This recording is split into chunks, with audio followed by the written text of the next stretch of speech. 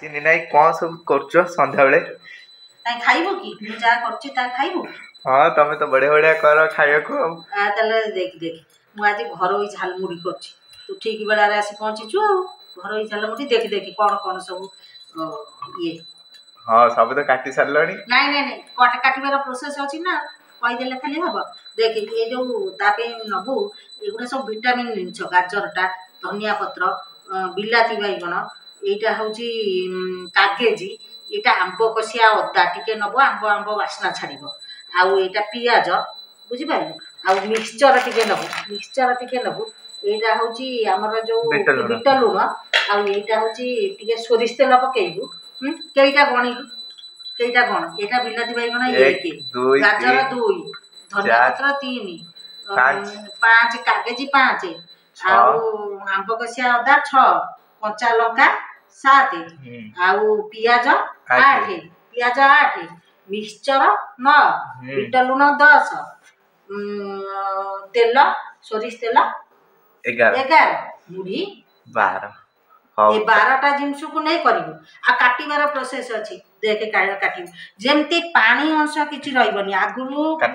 ଆଗରୁ କଡ଼େଇକା କାଟିବୁ। ଏମିତି ଦେଖ କଡ଼େଇକା ବିଲାତି ବାଇଗଣଟା ଏମିତି କଡ଼େଇକିନି କାଟିବୁ।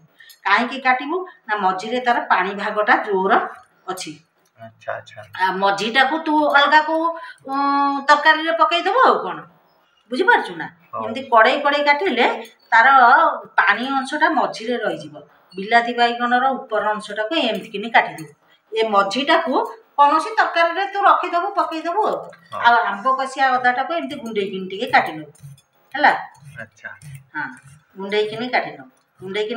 ପିଆଜଟାକୁ ଗୁଣ୍ଡେଇକିନି କାଟିନେବୁ ହେଲା। କାଟିବାଟାର ପ୍ରୋସେସ ଅଧିକା ଟିକେ ଦରକାର। ନ କାଟିଲେ ଝାଲମୁଢିରେ ସେଇଟା ମିଶିବ ନାହିଁ। ଏତେ ପ୍ରକାର ଆମର ଯୋଉ ବାହାରେ ଝାଲମୁଢି ଖାଉଛନ୍ତି, କାଗେଜିଟାକୁ ଏମିତି କଡ଼େଇକିନି କାଟି ନେବୁ ଟିକେ। ଯେତେବେଳେ ଲାଷ୍ଟରେ ଚୁପୁଡ଼ିବୁ, ଏଗୁଡ଼ାକ ସବୁ ହେଲା। ମିକ୍ସଚର ଆଗ ମୁଢ଼ି ନେଇ ଆସିବୁ କରିବୁ ନା। ତା ଦେହରେ କ'ଣ କରିବୁ ନା, କଡ଼େଇ କାଟି ରଖିଥିବା ବିଲାତି ବାଇଗଣ ପକେଇଦେବୁ।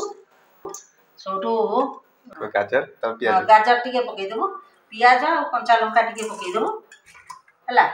ଆମ୍ବ କଷିଆ ଅଦାଟା ଟିକେ ପକେଇଦେବୁ, ଆମ୍ବ ଟିକେ ବାସିବ। ସେଇଠୁ ତାପରେ ମିକ୍ସଚର ଟିକେ ପକେଇଦେବୁ। ଏମିତି କିନ୍ତୁ ଦଉନଥିବେ ବାହାରେ ଦୋକାନରେ ଏତେ ପ୍ରକାର ଭିଟାମିନ୍ ଜିନିଷ ଦେଇକି ଦଉନଥିବେ। ସେଇଠୁ ସୋରିଷ ତେଲ ଟିକେ ଏମିତି ବୁଲେଇଦେବୁ ହେଲା। ସୋରିଷ ତେଲ ବୁଲେଇଦେବୁ, ଟିକେ ବିଟ ଲୁଣ, ସାମାନ୍ୟ ଟିକେ ବିଟ ଲୁଣ ପକେଇଦେବୁ। ତାପରେ ଗୋଳେଇ ସାରି ଏମିତି ଗୋଳେଇଦେବୁ ହେଲା। ଗୋଳେଇ ସାରି ଟିକେ କାଗେଜି ଏମିତି ବୁଲେଇଦେବୁ ହେଲା। ହେଇଗଲା ସବୁ ଝାଲମୁଢି ଆଉ। ହଉ ଖାଇକି ଟେଷ୍ଟ କରିକି ନେଇକିନି ଆସିବୁ। ଆରଥରକ ଶିଖିକିନି ଗଲୁ, ଆରଥରକ ମୋ ପାଇଁ ନେଇକିନି ଆସିବୁ। ମୁଁ କିନ୍ତୁ ଆଉ କରିବିନି। ହଉ।